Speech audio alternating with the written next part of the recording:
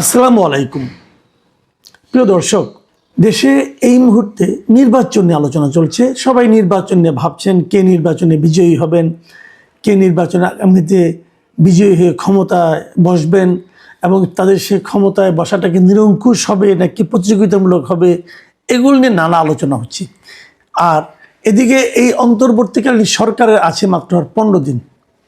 এই 15 দিনে তাদের যে কর্মকাণ্ড যা কিছু করছে সেগুলো নিয়েও আমার মধ্যে একটু কৌতূহলের জন্ম দিয়েছে।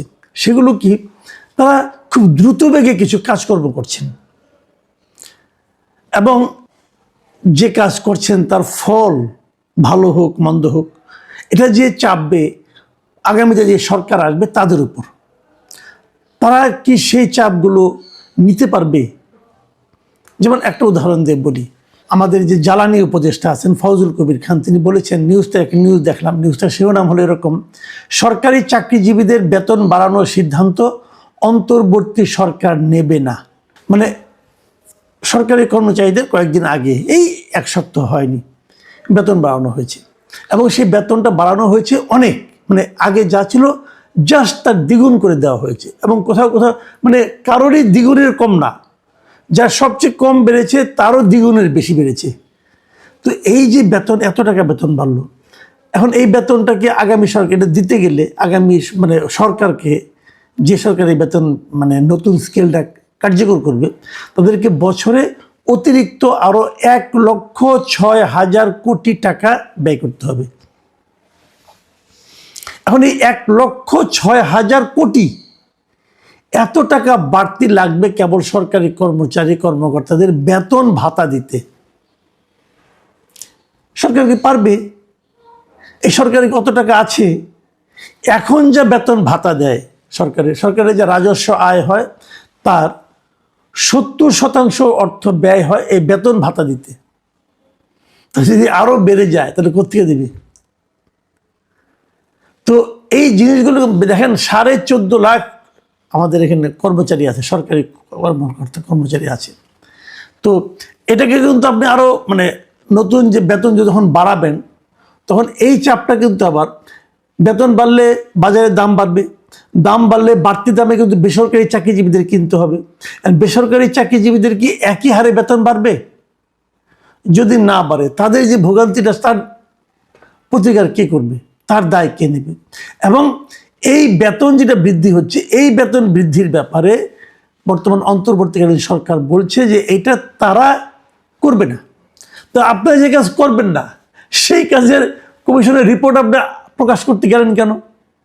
যখন আপনি রিপোর্টটা প্রকাশ করলেন, তখন কিন্তু সকল সরকারি কর্মকর্তা কর্মচারীদের মধ্যে এক ধরনের প্রত্যাশা জন্ম নিল যে আগামী জুন থেকে তাদের বেতন দ্বিগুণ হয়ে যাবে।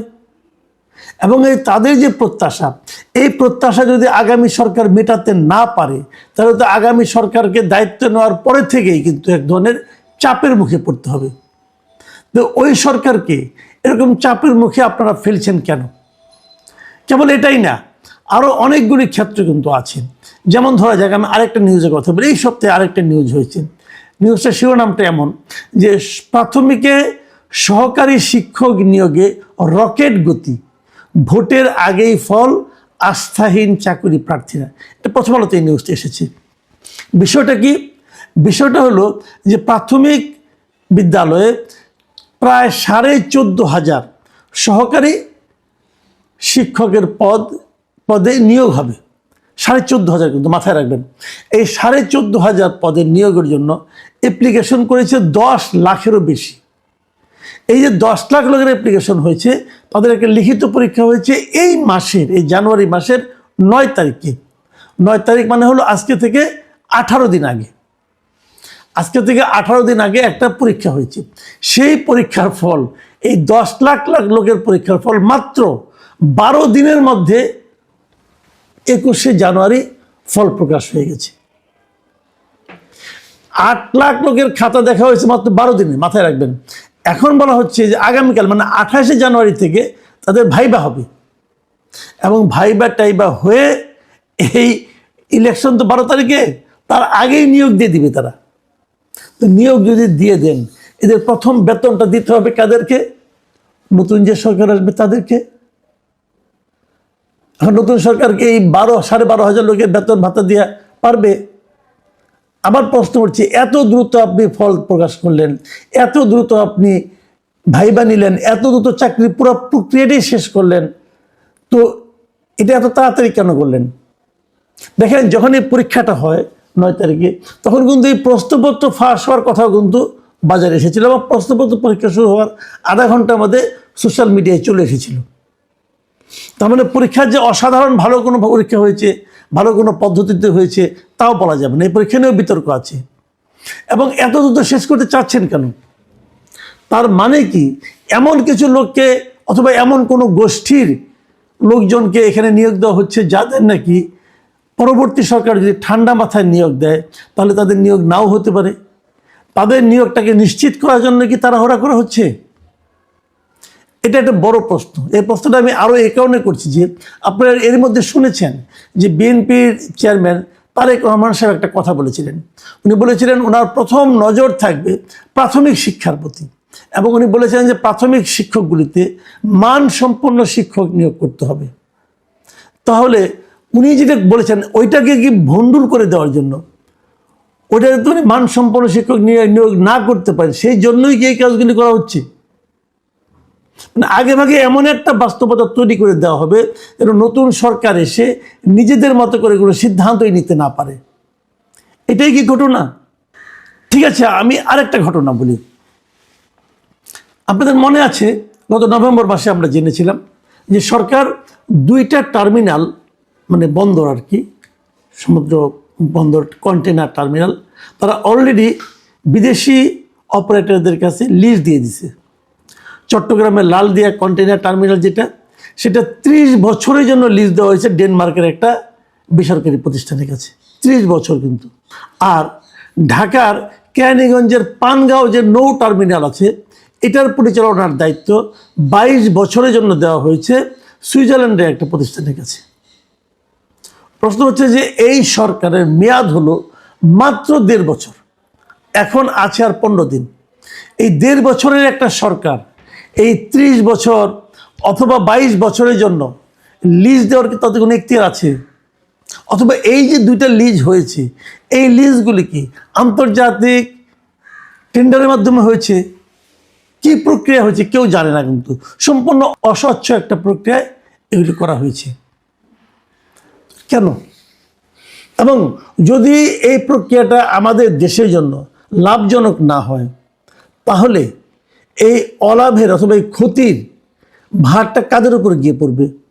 আগামী সরকার এবং তারপরের সরকার, তারপরের সরকার, এরকম 4-5টা সরকারকে এই দায় বহন করতে হবে, এই ক্ষতি বহন করতে হবে। ক্ষতির কারণকে এই অন্তর্বর্তীকালীন সরকার। ভাগ্য ভালো এখন পর্যন্ত নিউ মেরিন কন্টেনার টার্মিনাল যেটা আছে চট্টগ্রাম, যেটা আমাদের সবচেয়ে বড় টার্মিনাল, সেটাও কিন্তু বিদেশির কাছে দেওয়ার জন্য সব কিছু ঠিকঠাক।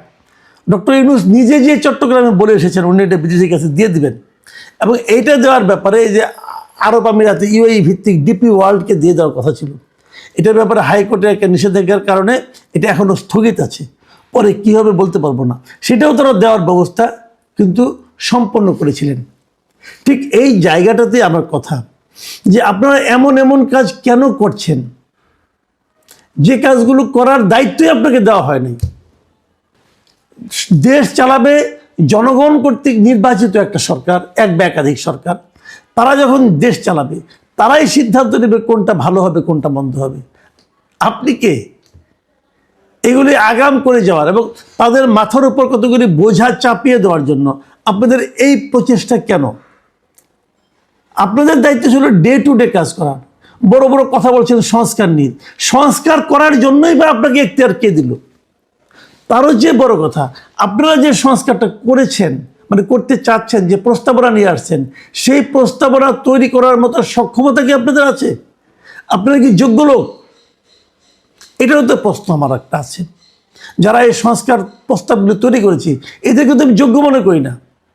প্রস্তাবগুলো তো ভালো হয়নি, 2-1টা প্রস্তাব ভালো হতে পারে, আংশিক ভালো। তো সবার জন্য গ্রহণযোগ্য একটা প্রস্তাবকে আপনারা তৈরি করতে পেরেছেন? যদি পারতেন তাহলে এতগুলি এর মধ্যে এই সংস্কার জুলাই সনদের মধ্যে এত এত বিভিন্ন পলিটিক্যাল পার্টির এত এত নোট অফ ডিসেন্ট পড়লো কেন?